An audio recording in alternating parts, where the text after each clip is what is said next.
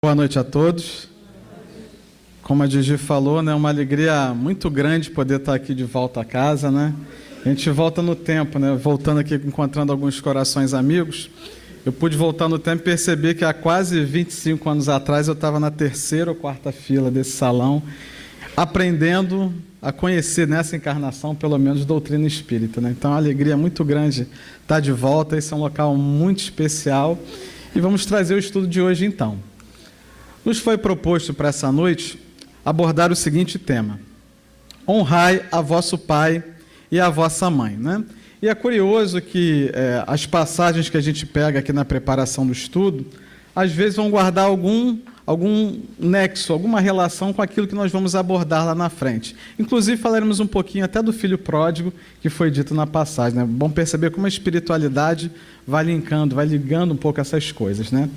Então, essa passagem sai lá do Decálogo Mosaico, né? Honrai a vosso pai e a vossa mãe, a fim de viverdes longo tempo na terra que o Senhor vosso Deus vos dará.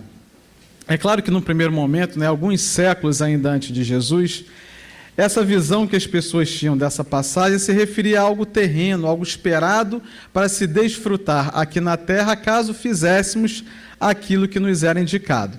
É claro que, do ponto de vista espírita, vamos trazer uma outra abordagem, enriquecer um pouco mais essa passagem. Então, vamos lá.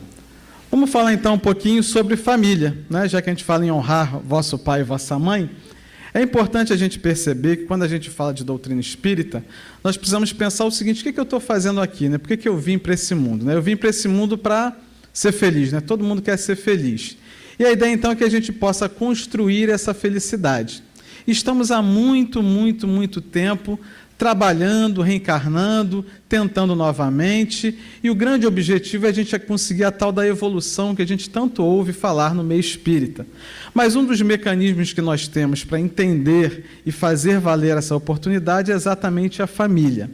É claro que lá nos primórdios da humanidade, né, a gente ainda não tinha esse conceito da família. Quando a gente ainda estava na época dos instintos, né, quando viemos ainda lá daquela parte lá de trás, pensávamos o seguinte: vivemos nas cavernas e queríamos ter um proveito pessoal, que era o quê? Era sobreviver, e por conta disso eu queria garantir a minha subsistência dentro de uma natureza bastante complexa, bastante dura para o ser que vivia há séculos e milênios lá atrás. Com o passar do tempo, a gente começou a perceber que, se eu estivesse com o outro, isso poderia me trazer um certo benefício. Nós poderíamos contribuir, de certa forma, com o outro e tirar um proveito disso. Então, nós começamos a ter a nossa organização social.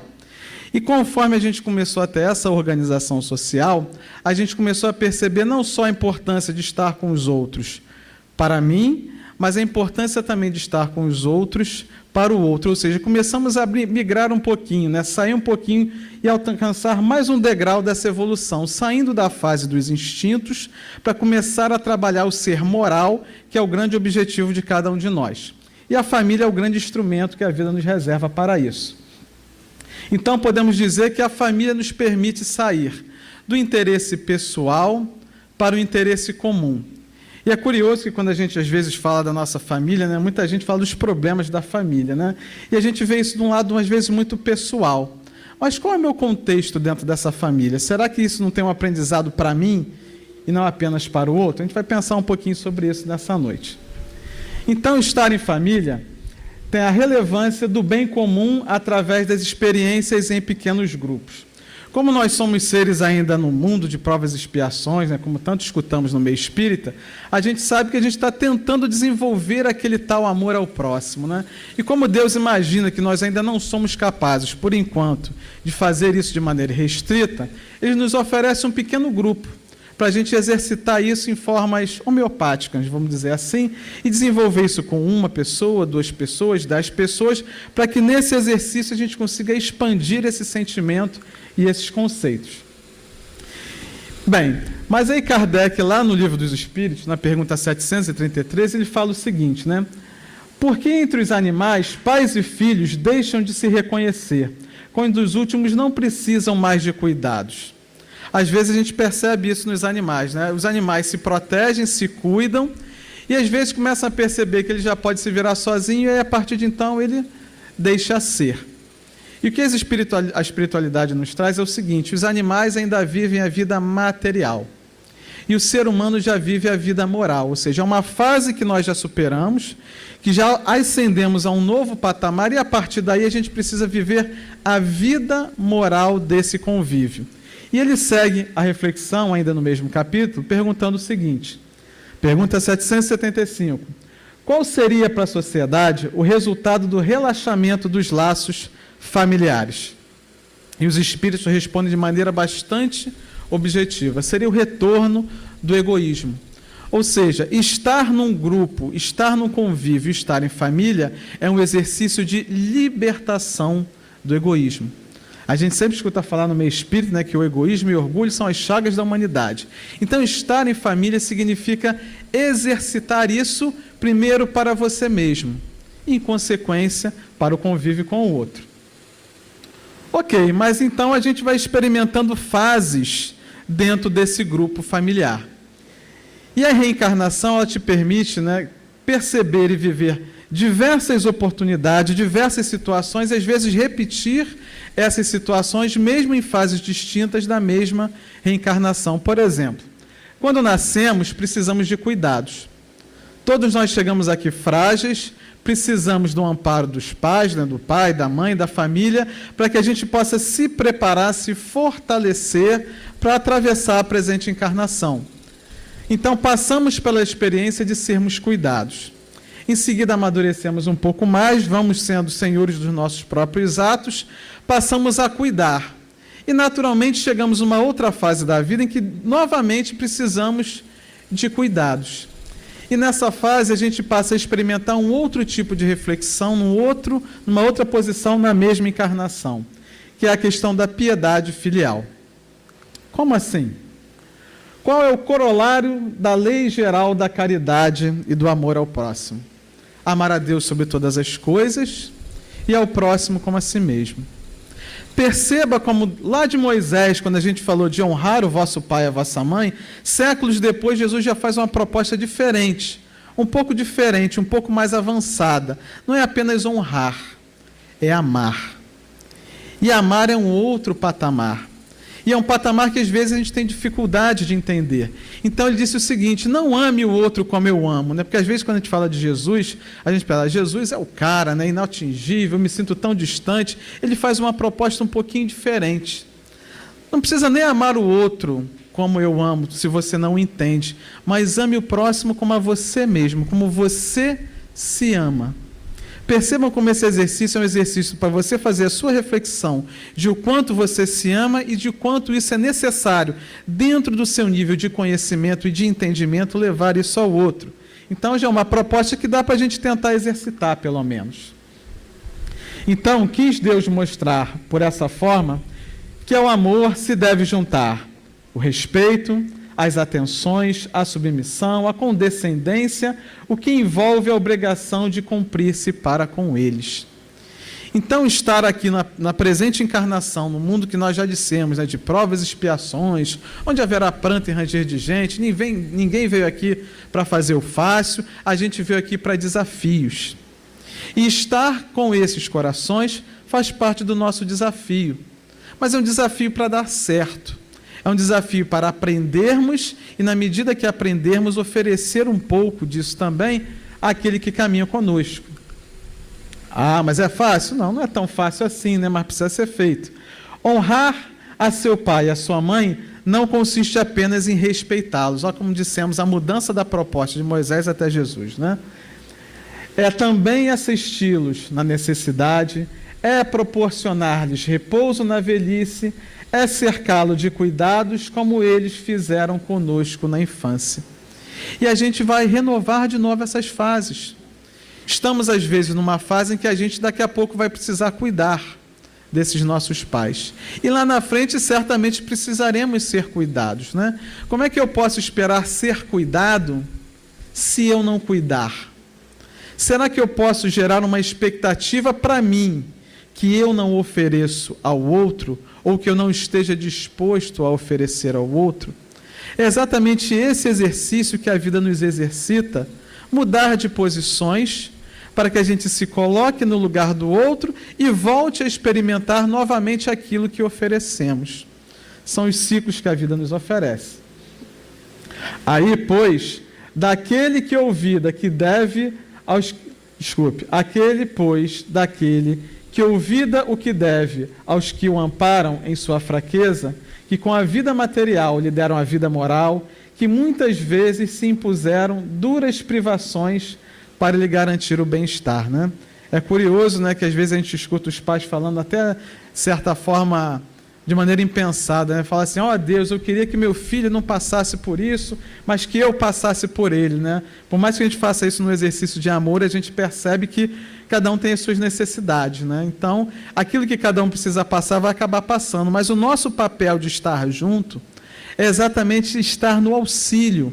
Se o outro vai ter que passar por aquilo, mas vamos passar juntos, vamos facilitar o caminho, vamos nos apoiar.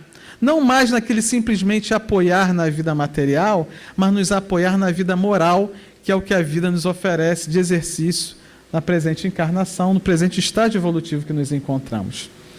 E aí também a gente começa a repensar a nossa relação de pais e filhos, até com o nosso passado, né? Tem gente que fala assim, eu tenho a dificuldade tremenda de oferecer amor porque eu não tive amor. Então, eu tenho essa dificuldade. É claro que a gente sabe que, apesar de ser uma dificuldade, faz parte do nosso exercício, né? A gente reconhece que estar nessa encarnação é estar aprendendo algo que nos é necessário. Então, o desafio não é ficar lamentando o que aconteceu, é tentar fazer diferente, é tentar buscar uma nova proposta. Se eu identifiquei que algo não foi bom para mim no passado, então talvez seja a necessidade de eu entender que algo precisa ser diferente. Então, quando for a minha oportunidade, eu devo fazer diferente. Alguns pais, é certo, descuram de seus deveres e não são para os filhos o que deviam ser, mas a Deus é que compete puni-los e não a seus filhos. Na verdade, não é uma punição, né? Na verdade, é um convite a voltar e fazer de novo. É claro que a gente traz algumas passagens aqui que a gente precisa interpretar aquilo que se diz. É importante a gente perceber que quando a gente não conseguir absorver o aprendizado, o entendimento que nos é oferecido, vamos voltar de novo. E voltar de novo significa o quê? Encontrar provavelmente as mesmas pessoas, em momentos diferentes, em locais diferentes, talvez numa cultura diferente, numa posição familiar diferente, mas sempre exercitando a mesma necessidade. A necessidade de estar juntos e aprender aquilo que, por enquanto, a gente ainda não se permitiu aprender. Honrai a vosso pai e a vossa mãe, a fim de viverdes longo tempo na terra que o Senhor vosso Deus vos dará. Trazendo isso para o conceito espírita, onde estaria o reino de Deus? Aí vamos usar os conceitos que a gente tanto escuta em tantas palestras e estudos na casa espírita. A gente diz que Deus está em toda parte, não é isso que a gente escuta? Então a gente percebe também, se Deus está em toda parte, certamente o reino de Deus se manifesta em toda parte. E se eu estou nesse mundo e eu não consigo ter essa percepção de que o reino de Deus se faz presente nessa encarnação, com todos esses desafios que vivemos, é porque eu não percebi ainda o reino de Deus dentro de mim. Se eu sou parte dessa criação e eu estou inserido nesse reino que já é perfeito, talvez o que não seja perfeita é a minha percepção do mundo. É a percepção daquilo que o Pai me oferece para estar no mundo. Então a gente às vezes fala em família, né? A gente fica esperando, quando chegar do outro lado, como é que vai ser a minha família espiritual? Quando eu chegar do lado de lá vai ser diferente? Vai ser diferente porque você não tem um corpo físico, mas você vai continuar sendo a mesma pessoa, com os mesmos valores, com as mesmas vontades, com os mesmos desejos. E isso é bom? Não, não é bom não. Bom é que eu chegue lá um pouco melhor do que eu estou sendo hoje, né? Sinal de que eu consegui andar um pouquinho para frente, evoluir um pouquinho. Então, estar na presente encarnação não significa esperar o reino de Deus. Significa a oportunidade de vivenciar o reino de Deus dentro de mim, com as oportunidades que eu tenho. Ok. Meu reino não é deste mundo. Lá e não na terra é que recebereis a recompensa por vossas obras. Ou seja, quando Jesus dizia que o reino não é deste mundo, não é deste mundo material que nós vivemos tanto, né? A gente se preocupa quando fala em família, até em prover, né? Eu quero que meus filhos possam ter uma boa educação, possam depois ter um bom emprego, possam ter uma vida boa, mas é mais do que isso, tudo isso é transitório. É natural que no nosso zelo entre pais e filhos, a gente queira oferecer o que há de melhor, materialmente. Mas estamos sempre tratando com o espírito imortal que nos é oferecido com um propósito de contribuir positivamente na encarnação daquele ser. Então, o meu exercício é também o exercício de ajudá-lo a crescer, moralmente, não apenas materialmente.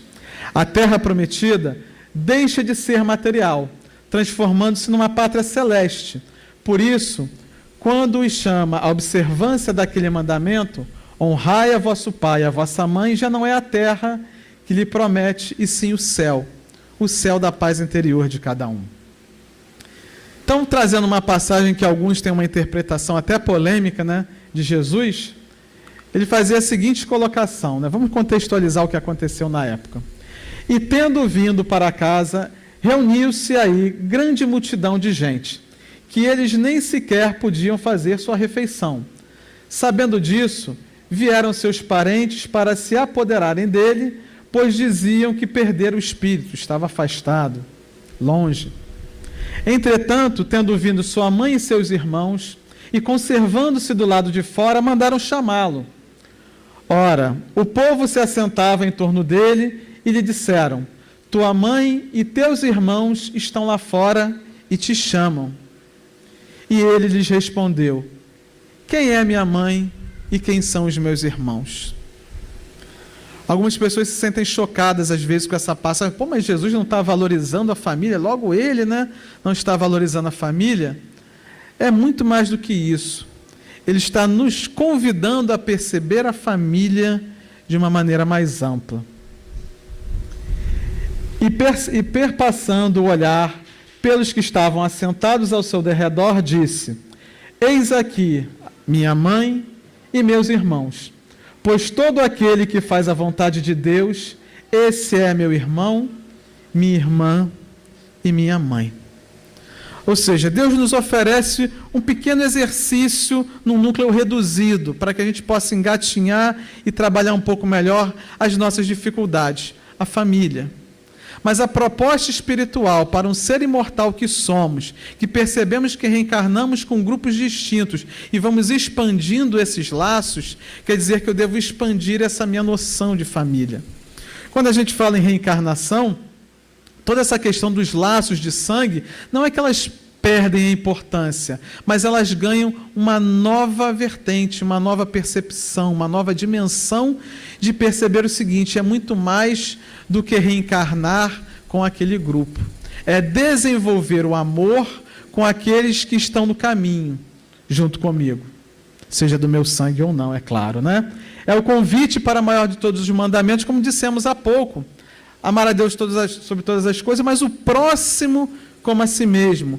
Mas é um mundo difícil, as pessoas são difíceis. Claro, eu também sou difícil, né? É muito fácil a gente dizer que os outros são difíceis, né? Mas nós também somos, e a gente tem que tentar, do nosso jeito, com o nosso esforço e com a nossa vontade. Um pouquinho mais, pelo menos, né? E aí, quando a gente começa a falar de família e reencarnação e tudo mais, a gente começa a expandir um pouco desse conceito da parentela.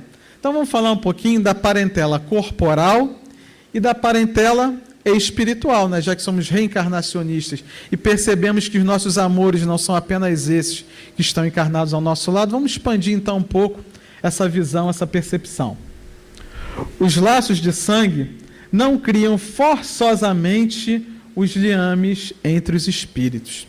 Ou seja, estar na mesma família também não é garantia que nós vamos conseguir amar. Até porque a gente sabe que estar em família é um desafio. E não necessariamente todos aqueles que estão na minha família são amores do meu passado. Como também não necessariamente eu sou o amor de todos eles no passado. É muito fácil a gente falar, né, que os outros às vezes não são nossos amores, mas às vezes nós somos também os algozes, né, e não percebemos. Mas estar novamente com esse grupo é mais uma chance de fazer aquilo que ainda não fizemos. Imagina o trabalho, né, que a espiritualidade tem para juntar esse povo todo, né, numa família, né? A gente se dispersa, vai um para cá, um para lá, um muda de cidade, eu mesmo mudei de cidade, né? Muda de cidade, alguns mudam de país e faz essa pessoa se encontrar num outro lugar, numa outra época. Dá trabalho, gente.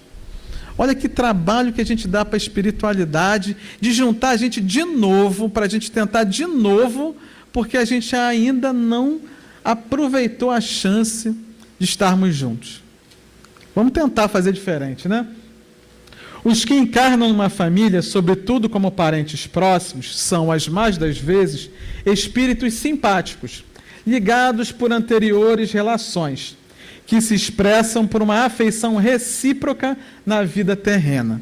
Veja bem, quando dissemos que espíritos são simpáticos, estamos dizendo que eles são afins. Quando eu digo que eles são afins, não necessariamente afins em coisas boas, né? Às vezes a gente se afiniza também nas besteiras, né?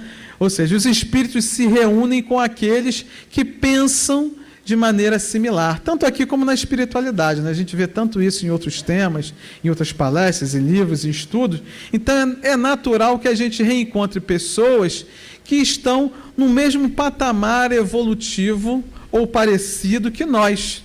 E a gente vai, encarna numa família e fala, mas que família difícil, né? Pô, mas se eu estou no mesmo patamar dele, é sinal de que eu também não sou essa Coca-Cola toda, né? Não sou a última bolacha do pacote, né? Então eu começo a perceber que estar naquela família é uma necessidade minha, mas também às vezes eu sou uma necessidade para eles.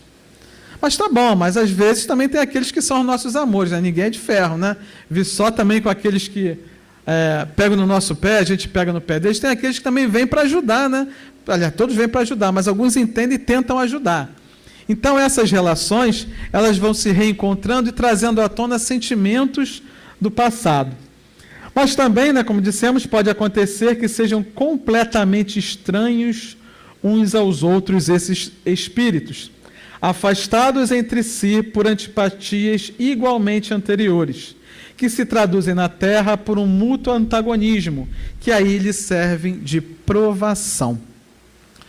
Ora, se a gente tem que evoluir, evoluir significa se libertar do passado. É fazer entender que o reino de Deus já habita em mim.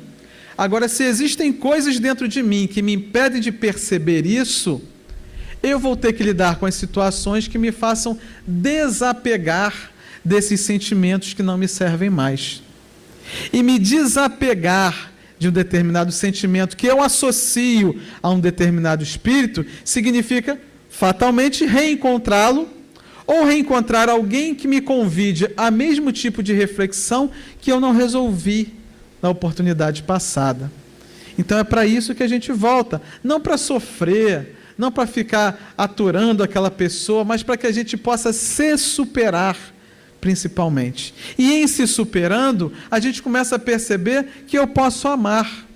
Eu começo a ser mais tolerante com as dificuldades do outro, porque eu percebo às vezes nele uma coisa que existe em mim.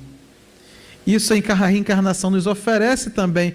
Por que eu tenho tanta dificuldade com aquela pessoa? Ah, mas porque eu sou tão parecido com ele.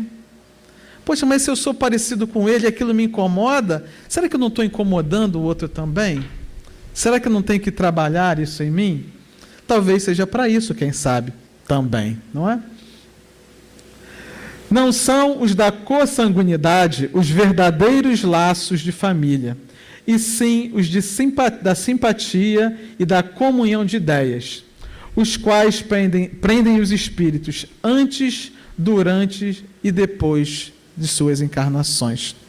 Então, quando falamos de família espiritual, independe se você está no corpo de carne ou não. O que faz você ser da família espiritual de alguém é o grau de afinidade, de amor que você consegue desenvolver com essas pessoas. O que não quer dizer que aquele que eu não amo não deva fazer parte da minha família. É sinal de que aquele é mais um desafio de expandir esse exercício de amor para com aquele. E aí sim, um dia, um pouquinho mais na frente, com um pouquinho mais de esforço, com um pouquinho mais de vivência, a gente vai entender o que Jesus nos dizia. Quem são os meus irmãos? Quem são o meu pai, a minha mãe? São aqueles que Deus oferece para estar ao meu lado, para eu contribuir positivamente na vida deles. A gente consegue perceber isso quando a gente começa a se permitir. É um exercício contínuo. Bem, então, falamos então de família e reencarnação. Pensemos o seguinte, né? A reencarnação revela os ajustes essenciais para o ser. De novo, a gente não veio aqui para sofrer, a gente veio aqui para aprender. É como uma escola. Se a gente não aprende, a gente faz o quê? A gente repete de ano. E faz o que no ano seguinte? Tudo de novo. Então quer dizer que o aluno repete na escola para sofrer? Não, ele não repete para sofrer. Ele repete porque ele ainda não conseguiu tirar o proveito daquele aprendizado. Então, no ano seguinte, ele vai estar até com pessoas diferentes, mas vai exercitar o mesmo tipo de necessidade. Isso é curioso também para a gente se motivar, né? A gente fala tanto dos nossos amores, e às vezes os nossos amores conseguem evoluir e a gente fica para trás, né? Aí eles ficam esperando, às vezes, cadê? Será que o Alessandro não pega no tranco, não? A gente fica, mas cadê os meus amores, né? Será que não sou eu que estou me afastando dos meus amores também? Porque eu insisto em estar estagnado, com os mesmos valores, com a mesma forma de ver a vida, não se permitindo. Aí o que tem que acontecer? Tem que ter esses meus amores que já seguiram, tem que pedir uma permissão para reencarnar comigo de novo, para vir comigo aqui, para ver se eu pego no tranco. Olha que trabalho a gente dá, né? A gente dá trabalho para a espiritualidade que preparou essa reencarnação com a gente e dá trabalho para aqueles que estavam com a gente, que seguiram, a gente ficou. A gente pode fazer um pouquinho diferente, pelo menos tentar, né? Para tentar seguir junto com eles, né? Pelo menos andar no mesmo ritmo. Então, assumindo a consequência, torno-me apto a buscar a causa. Um pouquinho disso que a gente falou. Por que a minha relação é tão difícil com o outro? Por que eu tenho uma relação difícil com os meus pais? Por que eu tenho uma relação difícil com os meus filhos? Independente da pessoa, que situações eu vivo com esses espíritos, né, trazendo para a ótica espírita, que situações eu vivo com esses espíritos que me trazem à tona esse tipo de sentimento? Apesar da gente estar sempre convivendo com o outro, sempre será uma reflexão sua com você mesmo. A espiritualidade ajuda, a espiritualidade trabalha com a gente, a espiritualidade nos prepara, mas a espiritualidade nunca fará aquilo que precisa ser feito pela gente. O nosso livre-arbítrio, que ouvimos tanto na casa espírita, sempre será respeitado. Mas a gente precisa se permitir ouvir o que a espiritualidade tem a nos dizer. Ouvir aquilo que a gente se comprometeu antes mesmo de reencarnar, né? Então, os outros me influenciam, mas ninguém pode decidir por mim. Eu sou o senhor da minha felicidade. Ou, pelo menos, eu deveria ser. Tem gente que fala assim, eu sou muito infeliz porque eu vivo numa família complicada. Quando a gente diz isso, a gente está delegando ao outro o nosso estado de espírito, o nosso bem-estar ou o nosso mal-estar. Então, se o outro estiver convivendo bem comigo, eu estou bem. Se o outro estiver convivendo comigo de uma maneira mais áspera, eu estou infeliz. Quer dizer que eu vou deixar ele escolher por mim se eu vou ser feliz ou não?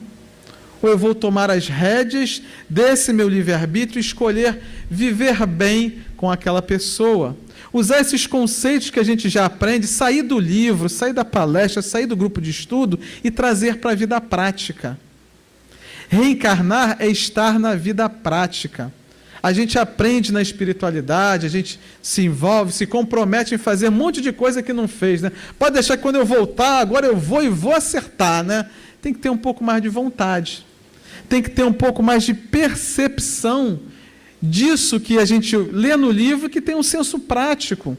Será que quando eu escuto algo no grupo de estudo, será que quando eu escutei a mensagem, eu tive uma reflexão pessoal com a mensagem de abertura?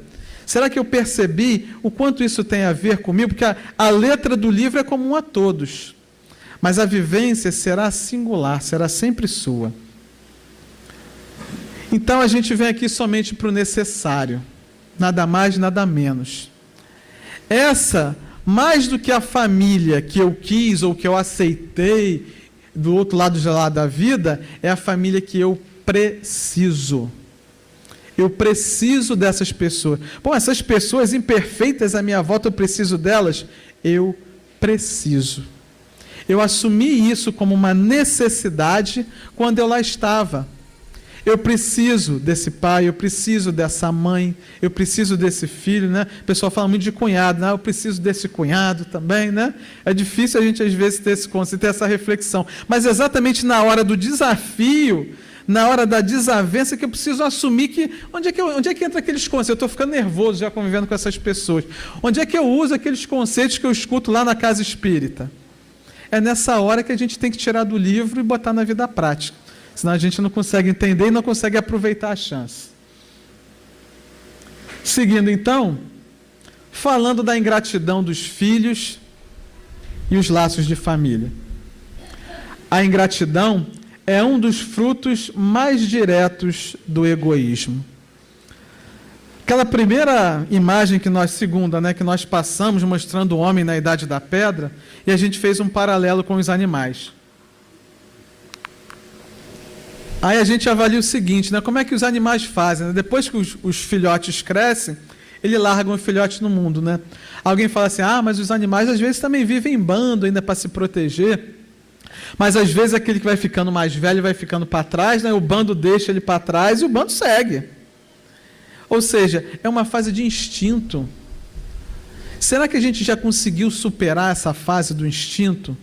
De se preocupar só com a gente mesmo? Fala tanto que o ser humano já evoluiu, o ser humano é um ser moral, já saímos da idade das cavernas, mas quando a gente fala mais alto o egoísmo dentro da gente, a gente está voltando para os instintos. Instintos meramente animais e se libertando do ser moral que eu devo ser. Nós já fomos convidados a um outro patamar de reflexão.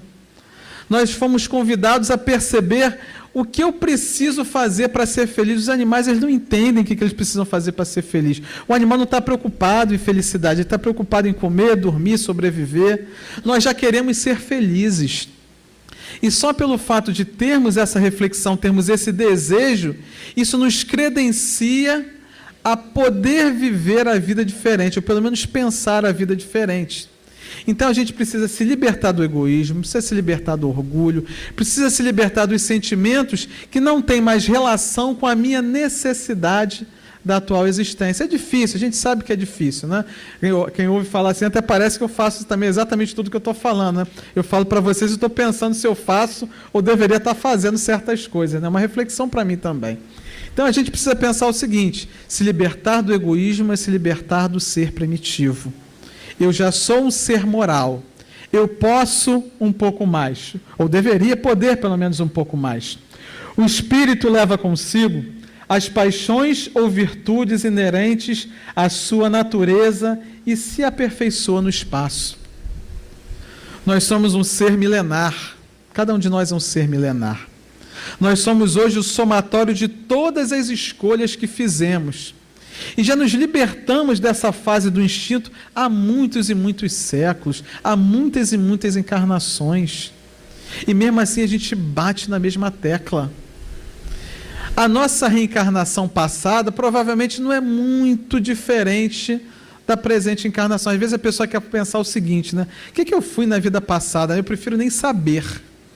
Se a gente fala que o ser ele evolui, né, que a coisa tem que melhorar, e eu assumo que hoje eu sou a melhor versão do Alessandro olhando para o passado, não vale a pena nem pensar no passado. Vale a pena pensar o seguinte: tudo aquilo que eu vivi, desde a minha fase de instintos, me credenciaram a estar aqui, nesse momento, nessa encarnação, nessa noite, nessa reflexão, nesse contexto de vida, nessa família, para exercitar essa oportunidade. É claro que quando a gente fala da família, né, tem outro brinde para a gente, né, com a reencarnação, que é a necessidade do esquecimento, né? Algumas pessoas falam assim, eu queria ter uma vaga noção, pelo menos, do que eu fui na vida passada. Aí você imagina, né, se a gente já tem dificuldade com as pessoas que nascem com a gente, o tal sangue do nosso sangue, para dar certo, para amar, imagina se a gente lembrasse o que a gente fez com essas pessoas, né? E é curioso também a gente perceber o seguinte, que mesmo a gente esquecendo o passado, o convívio de estar com o outro vem fazendo florescer em mim aqueles sentimentos muito parecidos que eu tive na última oportunidade em que eu estive com esses espíritos. Por que isso? Porque eu trago novamente os meus valores, que eu ainda não aperfeiçoei. E o outro traz também consigo as mesmas virtudes e as mesmas dificuldades. Independente do que você foi, onde você viveu, se você era pai, se você era mãe, se você era filho, se você era vizinho, esses sentimentos voltam à tona. Por que isso? Porque é você com você mesmo. É você se desafiando, reencontrar pessoas que te convidam novamente a reviver a mesma necessidade. Por isso estamos juntos. Eu sou a necessidade dele como ele é a minha. Mas para isso eu esqueço para tentar fazer diferente dessa vez, pelo menos. Precisamos então desenvolver a empatia. Como desenvolver a empatia? É dizer que eu vou gostar de todo mundo? É eu ter pelo menos a percepção de que o outro está no seu momento. Mesmo que eu tenha dificuldade de amar, eu preciso perceber o seguinte, aquela pessoa, ela age assim porque ela tem essas dificuldades. Né? E tem gente que fala assim, né? Mas vem cá, qual é o seu problema? Não, o problema é que eu estou com minha família, eu brigo. Eu estou no trabalho, aí eu brigo. Eu estou com um vizinho, eu brigo. Aí você pensa assim, caramba, né? Qual é a única pessoa que estava nesses 3 lugares? Era eu. E a gente está sempre vendo o problema no outro. Mas, peraí, se eu estava nesses lugares, né, ou eu sou muito azarado, ou o problema sou eu. Será que a vida não está me convidando a estar com pessoas para fazer aquela reflexão que é uma necessidade minha? E aí a gente fala assim, é difícil eu amar aquele vizinho, né? Se ele abrir a porta lá da casa dele, eu fico no olho mágico olhando para ver a hora que ele vai pegar o elevador, aí eu saio, né? Aí você consegue evitar o seu vizinho, mas você não consegue evitar a sua família. Sangue do seu sangue. E a gente fala assim, então eu vou aturar essa pessoa só por essa encarnação, tá? Eu vou pagar os meus pecados, né? A gente fala assim, eu perdoo, né? Desde que eu nunca mais tenha que olhar para a cara dele ou dela. A gente não entendeu ainda o perdão. Se a gente pensa dessa forma, a gente não entendeu, e isso vai fazer com que, se eu não entender, eu volte novamente com essa pessoa.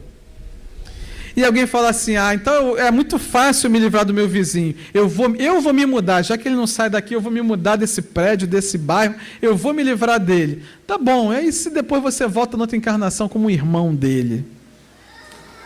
Rapaz, aí é mais difícil, né?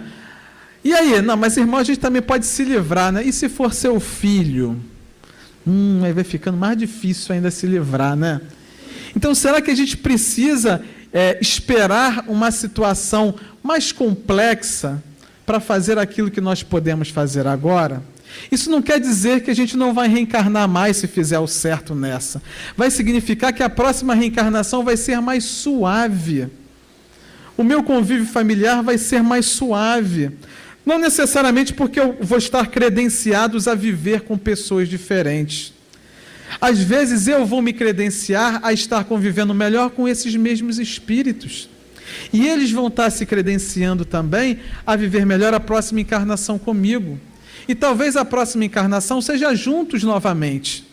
Mas não para a gente ficar passando o passado a limpo, mas para a gente trabalhar junto, para a gente crescer junto, ajudar os outros a crescerem e expandir esse sentido de família. Esse é um ato de caridade também, né? Bem, outro tema que a gente costuma ouvir na casa espírita é a tal da lei de causa e efeito, né? O encontro com a expiação tarda, mas não falha. Então não adianta a gente simplesmente achar que a gente vai se livrar. E aí a gente fala assim, né? Às vezes o enrolado sou eu, né? A gente acha que é sempre o outro. E aí aquela pessoa, por mais que eu tenha convivência difícil com ela, ela evolui e eu fico. E aí, como é que acontece, né? Eu tenho uma dificuldade que eu perdi a oportunidade de ter o exercício com aquela pessoa, ela evoluiu e eu fiquei. Aí eu vou fazer o quê? Eu vou ficar sentado esperando ela voltar aqui por um ato de misericórdia, reencarnar comigo para ver se eu aprendo? Pode ser que sim. Mas pode ser que você volte com outras pessoas que te tragam à tona essa necessidade. Então, o mais importante quando a gente fala de família, não é saber exatamente quem foi o meu pai, quem foi a minha mãe, que relação eu tive no passado. Mas é perceber que eu estou aqui construindo relações. Construindo relações que devem ser, na medida do possível, de amor. As relações difíceis são para ser trabalhadas. As relações de amor são para ser desenvolvidas. Então, eu vou ser convidado a voltar para lidar com as situações que eu preciso.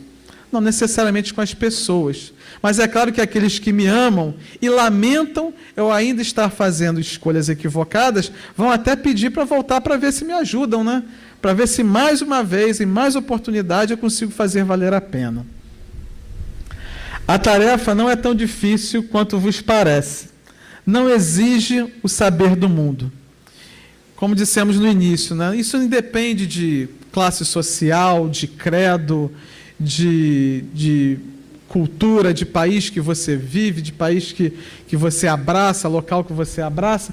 Tem a ver diretamente com a forma como você conduz a sua vida.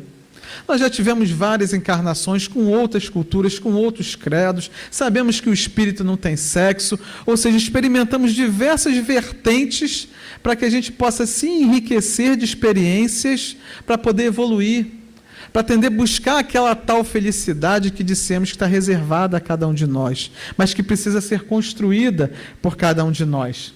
Então, essa lei de causa e efeito me propicia estar junto para isso.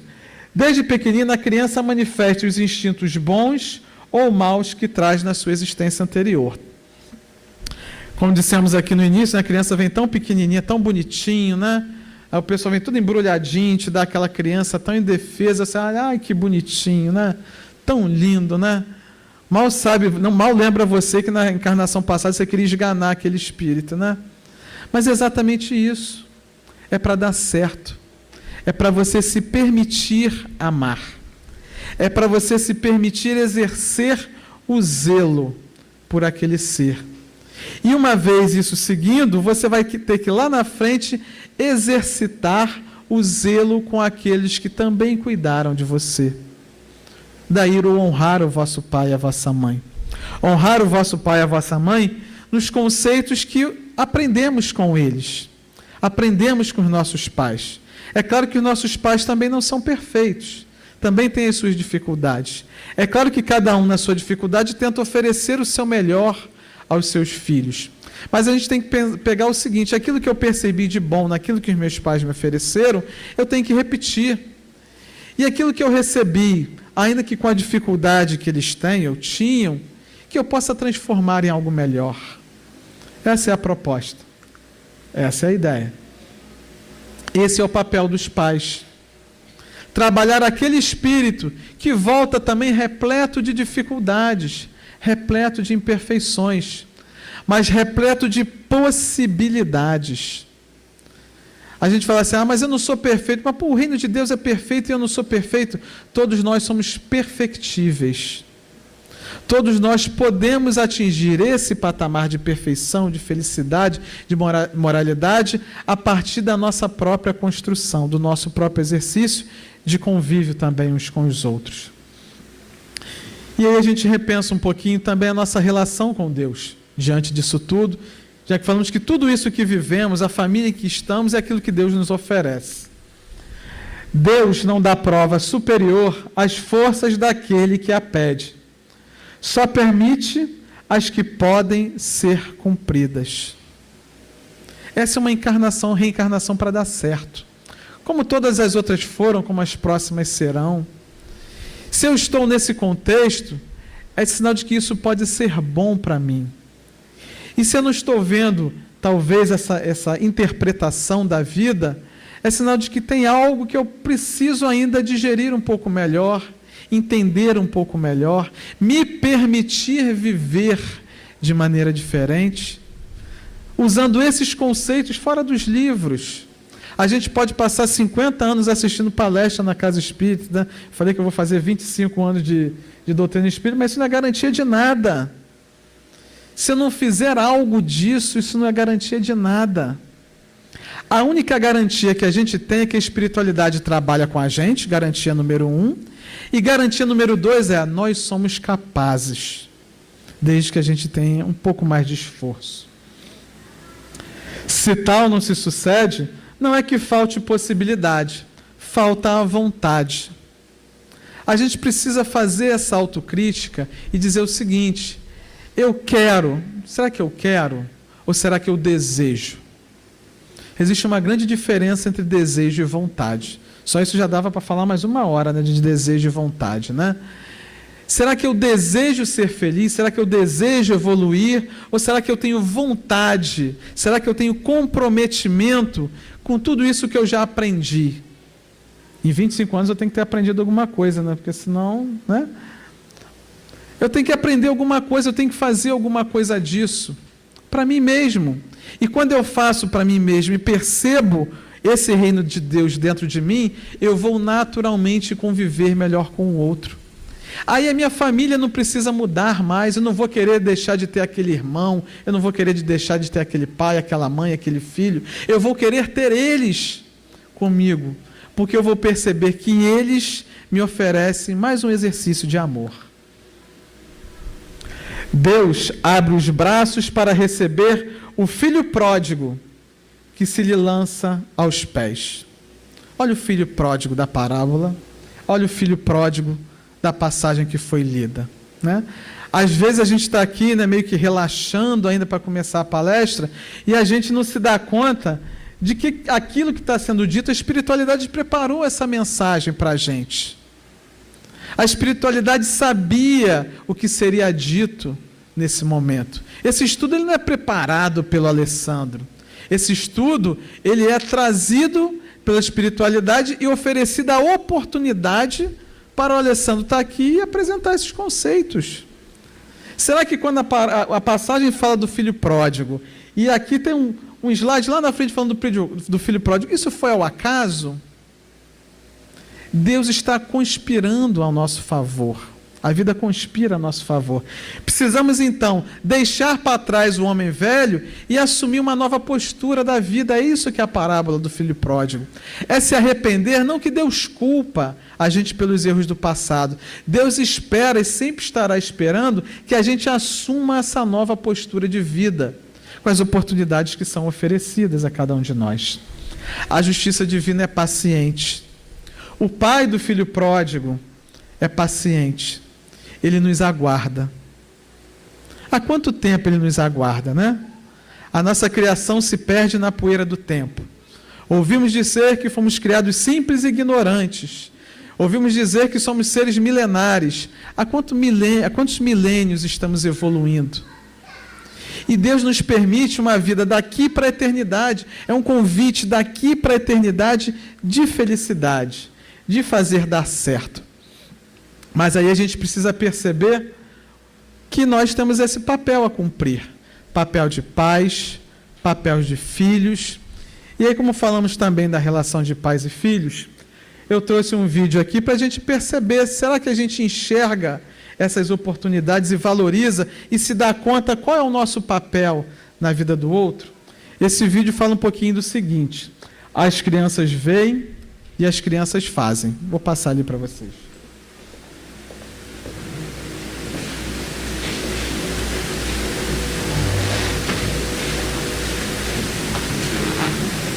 Looks like rain again today. Dark clouds gather and fill the sky. Don't know how to talk to you, just know how to say goodbye. Have you actually got a driver's license? Go back where you came from. Learn to speak English. Go back where you came from.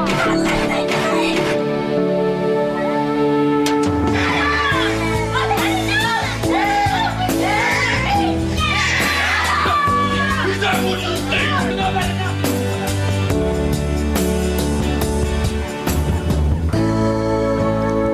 As crianças veem, as crianças fazem.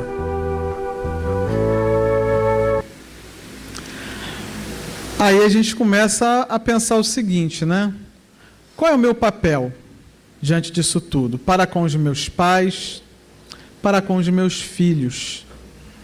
Diante de todas as minhas dificuldades, eu devo servir de exemplo. Ah, mas eu sou tão imperfeito. Mas eu sou perfectível, como nós falamos ainda há pouco, né? Nós podemos fazer diferente. Deus acredita em nós e os espíritos acreditam em nós. E esses papéis se trocam um pouquinho para isso também. A vida conspira a nosso favor para dar certo.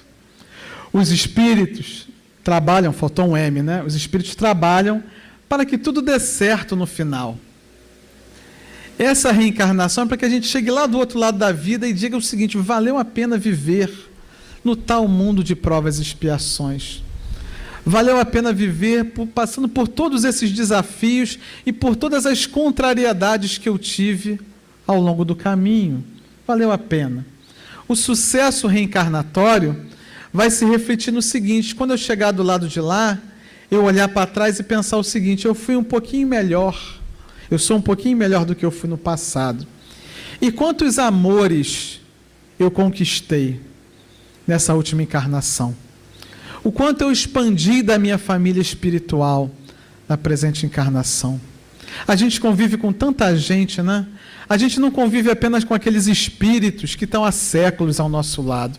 A gente convive com espíritos novos também, para que esses sejam os nossos novos amores daqui para frente, daqui para a eternidade.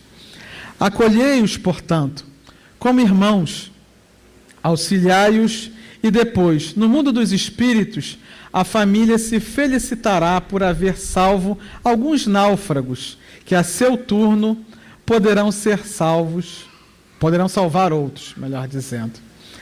Aí, para finalizar aqui, que o nosso horário já está em cima, eu trouxe uma frase aqui da Madre Teresa de Calcutá, que ela dizia o seguinte: o exercício do amor.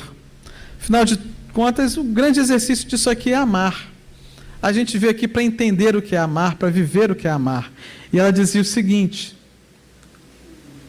as pessoas boas merecem o nosso amor. As pessoas ruins precisam dele. Eu apenas enriqueceria essa reflexão dizendo o seguinte: as pessoas não são ruins. No máximo, elas estão ruins. Elas estão no caminho. Todos nós somos filhos de Deus. Eu, com todas as dificuldades que eu tenho, eu sou amado também. Se eu sou amado, por que eu não posso me permitir amar? Amar os meus pais, amar os meus filhos, amar aquele vizinho que eu evitava encontrar no corredor, amar aquele estranho que eu ainda não conheço, que eu me permita conhecer, que eu me permita amar em todos os dias da presente encarnação. Essa é a proposta, esse é o grande presente de vida que Deus nos oferece. Construir a nossa felicidade de amor e de exercício. Muito obrigado.